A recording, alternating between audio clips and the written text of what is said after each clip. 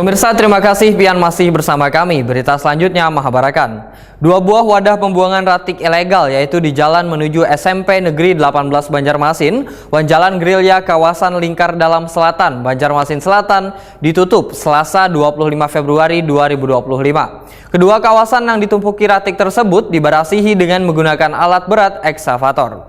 Wakil Wali Kota Banjarmasin pun memadahkan dalam 2 hari kedua kawasan yang dijadikan wadah pembuangan ratik sementara ilegal ini harus barasih. Dua buah wadah pembuangan ratik ilegal yaitu di jalan menuju SMP Negeri 18 Banjarmasin dan Jalan Gerilya kawasan Lingkar Dalam Selatan Banjarmasin Selatan ditutup Selasa 25 Februari 2025. Kedua kawasan yang ditumpuki ratik tersebut dibarasihi dengan menggunakan alat berat ekskavator.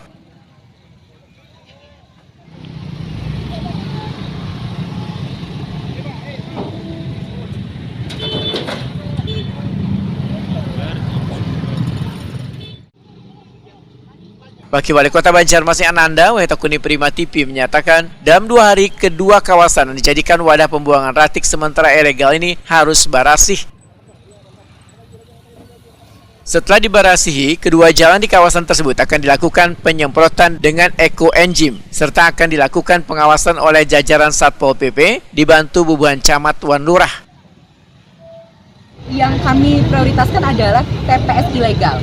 TPS sekali lagi TPS ilegal. Kita sudah tahu bahwa TPS ilegal yang di depan Mahatama dan di Simpang Gerilya ini sudah jadi momok bertahun-tahun.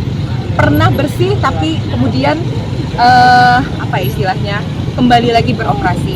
Apalagi semenjak TPA Basiri ditutup, ini sangat aktif TPA ini. Makanya menindaklanjuti hasil rapat yang saya pimpin kemarin di Pemko Banjarmasin bersama dengan stakeholder, akhirnya kami putuskan mulai 00.01 25 Februari 2025 insya Allah TPS ilegal di Mahatama ini akan selesai. Saya beri tenggat waktu sampai besok siang TPS ilegal Mahatama, Simpang Gerilya, Lampu Merah, dan RK Ilir. RK Ilir itu sebenarnya TPS legal, tapi karena kapasitas tidak memadai hingga makan badan jalan. Jadi yang di badan jalan itu akan kita bereskan, bukan menutup TPS legal di RK Ilir. Berarti ini akan disapu bersih ya Bu Wakil? Sapu bersih, jadi ketika ini sudah dibersihkan, kemudian jalannya akan kita semprot, kemudian akan kita siram dengan ekoenzim supaya tidak ada lagi virus, kuman, dan yang lain-lain dan bau-bau. Pengawasannya gimana Ibu Wakil setelah itu? Pengawasan kita akan buat tenda di sini, akan dijaga oleh Satpol PP 24 jam bergantian dengan DLH. Kepala Dinas Lingkungan Hidup Banjarmasin Alep Yospahlop memadahkan pembersihan ratik di wadah pembuangan ratik ilegal ini diangkut dengan menggunakan sebanyak 60 unit truk menuju TPA Regional Banjar Bakula. Sedangkan ratik yang berasal dari warga untuk sementara dialihkan ke TPS 3R di masing-masing kelurahan.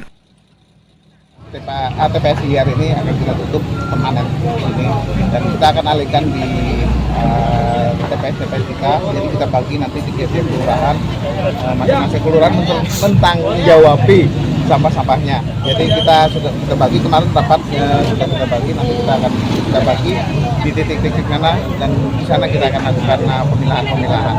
Jadi ini kita akan tutup di sini sama di Gerilya ada 3 yang kita tutup, RK Ilir, Simpang Gerilya dan di Jalan Kusina.